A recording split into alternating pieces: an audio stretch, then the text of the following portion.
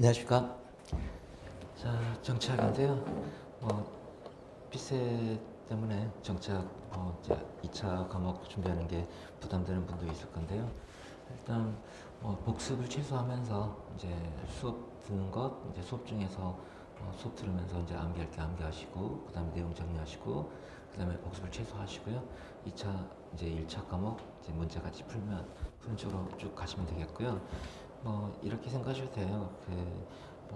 C19로 이제 1년 동안 거의 모든 분들이 마찬가지일 텐데 삶이 엉망이 됐다고 하시는 분도 계실 거고요.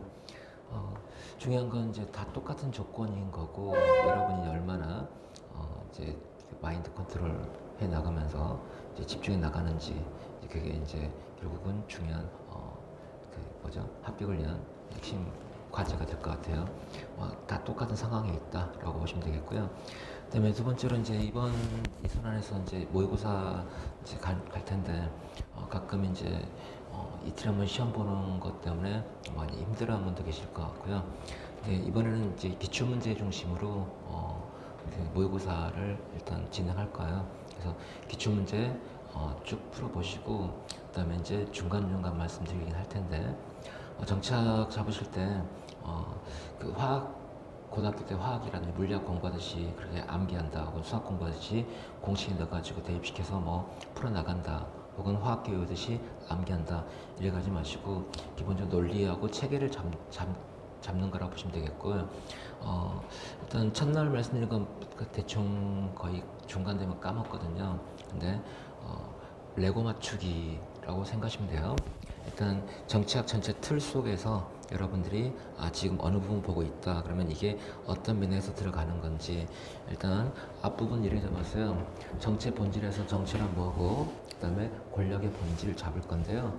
정치와 권력 그 다음에 중요한 건 대통령 의원 내각제냐 혹은 비례대표제냐 다수대표제냐 선거제도 설계라든지 정당 체계라든지 이런 정치도 설계를 할 텐데 김영 교수는 이거를 이제 헌정공학이라고도 표현하게 됐어요. 그러면 어떤 형태 정부 형태, 어떤 형태의 선거제도가 민주주의라든지 혹은 사상적으로 개인의 자유를 보장하는데 가장 효과적인 건지에 대한 틀을 잡을 건데요. 기본적인 어떤 규범적인 틀 혹은 지향하는 가치는 일단 여기서 잡는다면 여기에 맞게 정치도를 설계하겠죠. 그래서 전체가 하나의 짝이라 보시면 되겠고 그 다음에 이제 우리가 이제 이거 말고 개별 정치 이론에서는 국가시장 시민사회 그다음에 기타 이론 이렇게 잡을 거예요. 국제정치 그래서 크게 사상과 민주주의, 정치, 제도, 과정 그 다음에 국가시장 시민사회, 기타 정치론, 그다음에 국정치 이렇게 네 파트로 나눌 텐데 네 파트에서 세 문제가 나온다라고 보시면 되겠고요. 그다음에 2020년도 문제의 경우는 일단 제도 파트에서 두 문제라고 보시면 되겠고요. 그다음에 이제 이쪽에서 봤던 깔아놓은 거하고 그다음에 이제 개별 이론에서 한 문제 나오고 이렇게 되는데 또 어떤 분은 국제정치가 해마다 나온다고 하는데 꼭 그런 것도 아니고요. 사실 국제정치 주제하고 개별 이론, 예를 들어서 그 기후 레짐이라고 있어요. 기후협약이라든지. 그 문제는 개별 정치 이론을 낼 수도 있겠고, 국제정치 이론으로 낼 수도 있겠고, 그 다음에 정치 제도로 나오진 않겠죠. 그런 문제는. 그래서 어떤 주제가 나왔을 때 어느 파트에 들어가는지 애매한 부분이 있습니다. 그래서 이거는 기본적인 논리를 일단 이해하시면 된다고 보시면 됩니다. 그러면 우리가 보는 정치에 대해서 간단하게 볼 거예요. 앞부분 좀 빨리빨리 나가도록 할게요. 자, 사회가 있습니다. 대한민국에는 사회가 있는데 최근 들어서 갈등이 점점 심해지고 있죠. 이념, 진보다 보수다. 물론 이게 오늘 이제 나눠드린 텍스트를 보시면 아시겠지만 이념 갈등이 정말로 서구 사회라는 이념 갈등과 동일하냐? 그건 변론을 합시다. 어쨌든 사회에 존재하는 갈등이 있어요. 이 갈등이 하나의 집단으로 구획될 때 그리고 이 지속성을 띌 때 이거를 정치적 균열, 클리비지라고 부릅니다. 균열 갈등.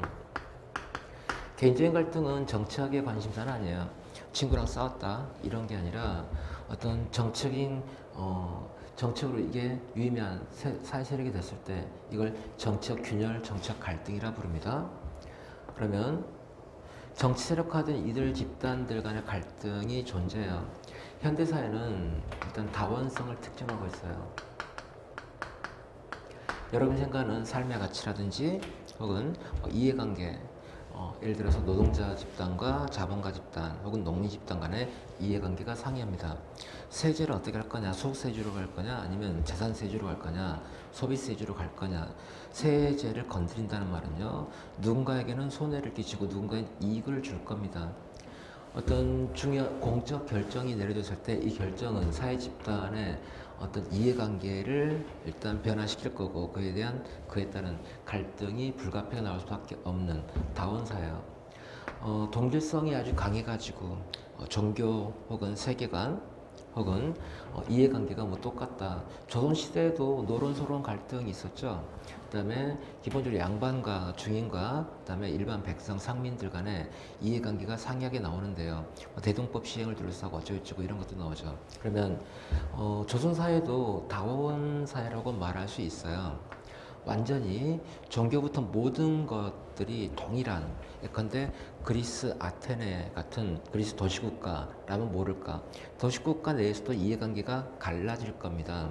어쨌든 자, 어떻게 본다면 인간이 사회를 이루고 산다, 이거는 플로럴티라 부르는 다원성,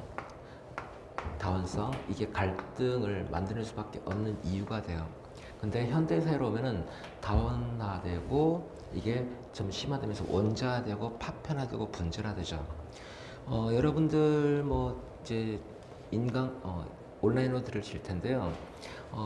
같은 수업을 듣는 분들이 하더라도 현 정부에 대해서 지지한다, 반대한다, 혹은 제한적으로 지지한다, 전폭적으로 지지한다, 완전 반대다, 혹은 이런 정책은 난 싫어, 여러 가지 이해관계가 갈릴 수밖에 없는데요. 어떻게 본다면 인간이 사회를 구성하는 데 있어서 다원성은 불가피한 조건이라고 본다면 하나의 정치 체제를 구성하고 통합을 이끌어내는 그런 것들이 필요할 겁니다. 어쨌든 같이 살아야 되니까 정치 공동체라 불렀을 때, 그러면 정치란 뭐냐면 다원성을 본질로 했을 때 갈등과 균열은 불가피하다고 우리는 생각할 수 있어요. 이거를 공적 결정을 통해서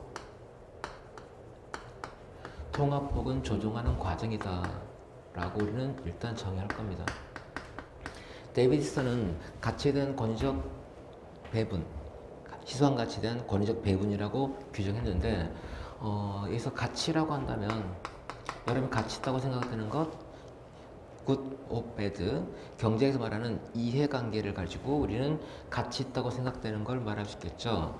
그 다음에 말 그대로 right, wrong, 종교적인 관점에서 도덕적인 판단, 그것도 가치에 들어갈 수 있어요. 어쨌든 좋다 나쁘다, 옳다 그르다, 이게 가치 문제라 보시면 돼요. 가치 문제라 보시면 되는데, 인간을 합력 경제인이라고 가정한다면 이제 기억을 더듬어 보세요.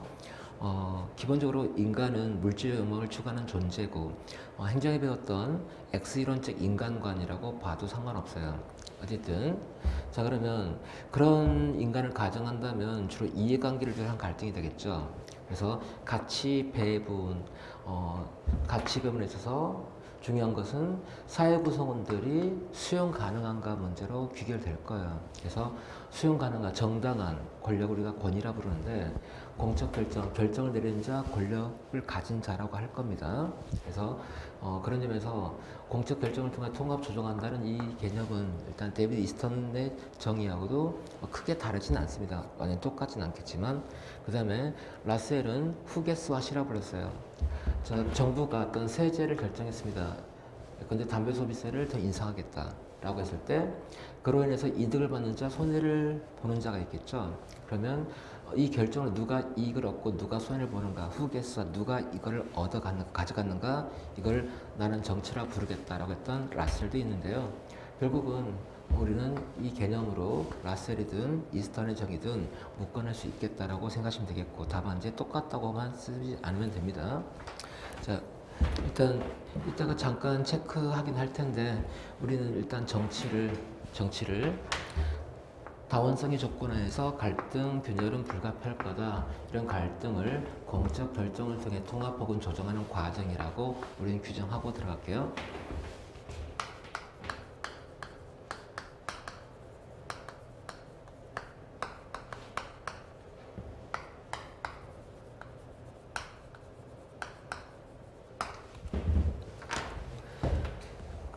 이 과정을 일단 생략을 다 했고요. 이렇게 일단 정치를 정의하려고 하는데, 이런 정의가 일단 다른 문제에서 이쪽이든 이런 문제를 푸는 데 있어서 이 정의가 가장 무난하게 일단 적용될 수 있다고 보시면 됩니다. 자, 그러면 권력인데요. 권력이란 뭐냐? 권력에서 일단 개념 정의 확인하시고, 여러 가지 정의가 있습니다. 우리는 막스 베버의 정의를 가지고 갈 거예요. 베버에 따르면 권력이란 의사력이라고 한마디로 규정하기도 합니다. 의사력이다. 일단 이렇게 비유를 드렸어. 갈리기는 하는데 서로 다른 길을 가려고 합니다. 근데 얘가 혼자 가기 싫어가지고 얘한테 같이 가자 했어요. 갈등 상황에서 바라바라치에 따르면 바라치에 따르면 갈등 상황에서 얘가 자기가 원하지 않는 길을 가야 되죠. 내가 주먹을 딱 들었어요. 제재력 행사 위협을 가함으로써 한 대 맞으면 픽 쓰러질 것 같아서 따라갔습니다. 순응하도록 만드는 힘이라고, 일단 바라바라치는 권력의 세 가지 요소로 갈등, 제재력, 순응, 이 세 가지를 이야기했는데 아담 셰브르스키는 순응이란 개념을 꽤 강조합니다. 갈등의 제도화라고 표현했을 때. 다시 와가지고 그러면 뭐냐? 베버에 따르면 상대방의 의사에 반해 자신의 의사를 관철시킬 수 있는 능력, 이거를 권력이라고 정의했어요. B가 싫어하는 걸 하도록 하는 힘이죠. 이렇게 규정할 수도 있습니다. A가 B로 하여금 X를 행하도록 하는 능력. 물론 X란 것은 자신이 원하는 것이 되겠죠. A가 B로 하여금 X를 행하도록 하는 능력, 혹은 상대방의 의사에 반해서 자신의 의사를 관철시킬 수 있는 능력으로 권력을 정의했다. 한마디로 의사력이라고 하죠. 누구의 의지가 관철됐는가? 예를 들어서 학급회에서 A라는 사람의 의사가 관철됐습니다. 교사일 수도 있겠고 혹은 짱일 수도 있겠고, 그러면 그 A가 권력을 가지고 있다라고 정의할 수 있겠죠. 그래서 누구의 의지가 관철됐는가 라는 의미로 권력을 정의할 수 있겠다. 그러면 민주주의라고 했을 때, 민주주의는 피플이 주권을 가지는 게 바람직하다고 보는 이즘, 정치체제 혹은 정체제라고 규정하고 본다면, 이때 주권이란 국가의 최고 권력을 말합니다. 국가의 최고 권력의 주권은 좀 덧붙인다면 대외적 배타성, 대내적 절대성이라고도 표현하는데요. 그러면 국가의 최고 권력을 피플이 갖는 게 바람직하다고 보는 생각인데요. 언론에서는 민주주의를 이야기하지만 사실 대부분 그때 말한 민주주의는 자유민주주의를 말하는 거지 순수한 의미의 민주주의를 말하지는 않습니다. 피플이 권력을 한다는 말은 뭐가 될까? 피플의 의지에 따라서 모든 결정이 내려졌을 때, 이 결정은 누구에서? 피플에서 내려졌을 때 그걸 민주주의라고 말할 수 있는 거죠. 그래서 보통 서구학자들이 행정학에서도 국내 행정학 교수들 말고 언론이라든지 TV 토론에서 본다면 민주주의란 권력 분립을 요체한다. 권력 분립이 아니죠. 루소에 따르면 권력은 쪼갤 수 없는 불가형의 절대적 권력인데요. 쪼갤 수 없는 게 바로 주권이에요. 권력 분립은 자유주의 사상에서 나온 거지 민주주의 사상이 나온 건 아니죠. 그래서 그런 거 다 제껴놓고 핵심은 반응성에 있다라고 여러분이 행정에서 나오는 프레드릭슨이라든지 혹은 빈센트 오스트롬, 민주행정 패러다임에 나오는 빈센트 오스트롬 모두 신행정학도 그렇고요. 민주주의를 반응성을 핵심으로 봤어요. 이 말은 뭘까? 대의제 하에서 피플이 권력을 갖는다, 주권을 갖는다 말은 뭘까? 피플의 의지에 따라서. 대의제는 결정을 내리는 자하고, 즉 통치자죠. 피통치자가 구분됩니다. 대표를 통한 인민의 자기 지배인데요. 대의제 민주주의라. 자, 대표자의 결정이 인민의 의사에 합치됐을 때 인민의 의지에 따라 통치됐다고 말할 수 있겠죠. 그러면 대표자는 일반 대중의 요구에 민감하게 반응할 수 있어야겠죠.